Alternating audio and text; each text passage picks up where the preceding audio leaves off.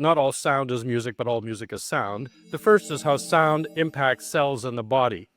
Sound, which includes music, is in essence vibration, molecular compressions in the air that come to your ear, to your skin, if you feel it as vibration, as you may have done with a 40 hertz. The ear has hair cells in the cochlea that translate this vibration into electric signals so that the auditory nerve carries this to the brain. So when you encounter a click like this, what's happening is that compressions of air molecules are coming to your ear, and your ear is translating that into an electric impulse and sending it to your brain, something like this. So it goes up the nerve and into the neuron, except it's not just one neuron, it's probably thousands or millions of neurons that are responding right to that click. Here, when we have one click coming to our ear, we call it 1 hertz. It's a measure per how many per second. When it's 5 per second, we call it 5 hertz. When it's 40, we call it 40 hertz. And the brain wave is measured in the same way as hertz. So 40 per second, or 40 hertz, sound will be called gamma because it's in the category of gamma brain waves.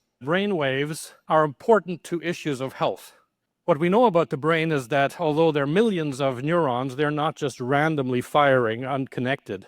What we know is that neurons that fire together wire together. So we have circuits within our brain. So for example, the motor circuit is multiple parts of the brain that need to connect so that you can initiate a movement, so you can control that movement and stop that movement. The memory circuit, again, connects multiple parts of the brain so that what you're experiencing now, you may actually be able to remember tomorrow as the present experience, perception, turns into short-term memory and into long-term memory. Healthy circuits that are functioning for you now require steady brain waves. In other words, if one part of the brain is going like this and the other part occasionally like that, they're not going to connect.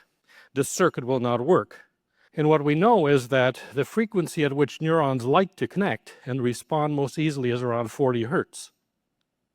Circuits do not function correctly, bad things happen. So one of the things we know about Alzheimer's, that as a person develops this, there seem to be fewer neurons firing together at the 40 hertz level. So there's less power in 40 hertz. That means the circuits are decaying.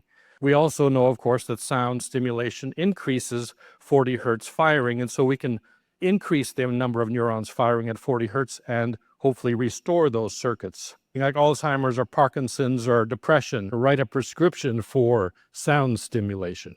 And that's music medicine at the cellular level.